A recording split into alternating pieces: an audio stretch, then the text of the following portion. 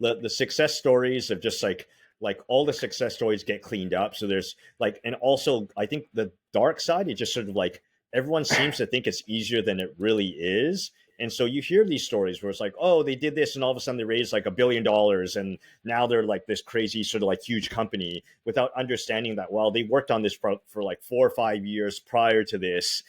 They had a whole bunch of pivots, a bunch of co-founders like dropped out. Like there's always a long, painful backstory that isn't always sort of like obvious.